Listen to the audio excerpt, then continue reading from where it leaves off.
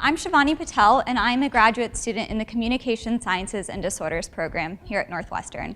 And today I'm going to be telling you about how we can use mirroring to improve our understanding of autism. So what is autism? Autism is a developmental disorder that affects 1 in 59 individuals in the United States. And that's a pretty substantial proportion of our population when you think about it. People with autism have difficulty with social interactions. And that can make it really difficult for them to form meaningful relationships across the lifespan. And so naturally, you might be wondering, well, what causes these difficulties? The answer to that is mostly genetics. And a lot of what we know about autism being based in genetics actually comes from studies of identical twins.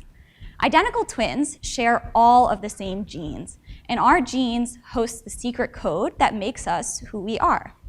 So what twin studies of autism have shown us is that if one twin has autism, the likelihood that the other twin also has autism is much higher in identical twins who share all of the same genes than it is in fraternal twins who only share about 50% of the same genes, just like regular siblings. And so while this takes us a long way in understanding that autism is in fact based in genetics, the story is still really complicated. We have tons of genes, and actually research has shown us that lots of genes might be involved in autism. So here what you see is one strip representing each of the chromosomes in our body. And chromosomes are just those things that house our genes. All of the red and the green dots on the screen represent a gene that has been shown to have some role in autism. So essentially, any combination of those red and green dots could potentially cause autism.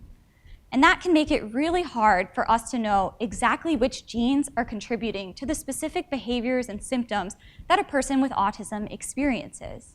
And so one of the ways that we can go about trying to resolve this complexity is by working from the outside in. We can work to identify traits that run in families so that we can then pinpoint those traits to specific autism genes. And that's exactly what my work focuses on. And we've actually seen evidence of autism traits running in families.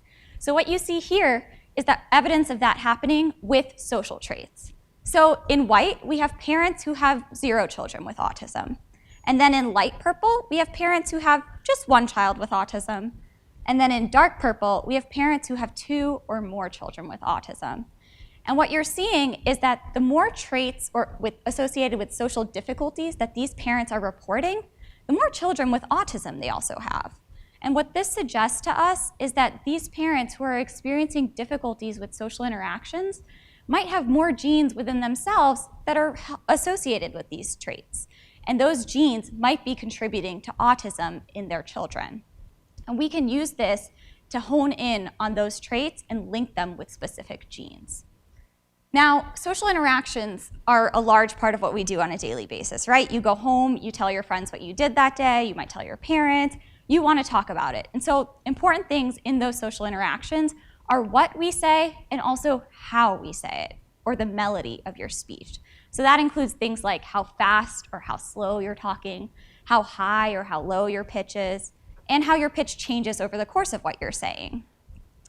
And these things are so important for us, and you modulate them throughout what you're saying. So if you're trying to tell your friend how great that new Thai restaurant was that you tried, you're probably going to have some ups and downs in your voice or emphasize a certain word by making it louder. So you'll probably say, "It was so good," instead of just saying, "It was so good," because it has a different meaning based on how you say it. And so these things are actually so important that we pick up on them when we're talking to somebody and incorporate them in ourselves. So if you've ever been talking with a friend who just talks really fast, you've probably also started talking a little bit faster, whether you realized it or not. Or if your friend is describing something new to you and they call it a blob, you're probably also going to call it a blob during your interaction instead of calling it a thingamabob, because it's just an easy way to show that you guys are on the same page. We call this process mirroring. And mirroring is so crucial for establishing a stronger connection with your communication partner and establishing a more meaningful relationship and developing that relationship over time. And so what I'm focusing on is this important social process of mirroring in individuals with autism to see if there's a breakdown in mirroring that might be causing some of the social difficulties that people with autism experience. And I do this by playing a game. So we describe these images, and I'm looking to see, are people with autism starting to talk faster as I talk faster? If I have lots of ups and downs in my voice, do they also have more ups and downs than they typically would? And this is important for us to look at, because if we can identify a breakdown in mirroring, this might be something that we can target in interventions. We know that mirroring is important for social interactions, and so why not just help somebody learn how to mirror so that we can improve their social interactions? But I'm not only studying this in people with autism. I'm also looking at this in parents of individuals with autism. And by studying this in parents and seeing if there's a breakdown in mirroring there, we can identify this as a trait that might be associated with autism in relatives.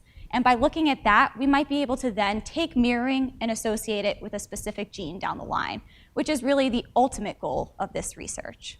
Thank you.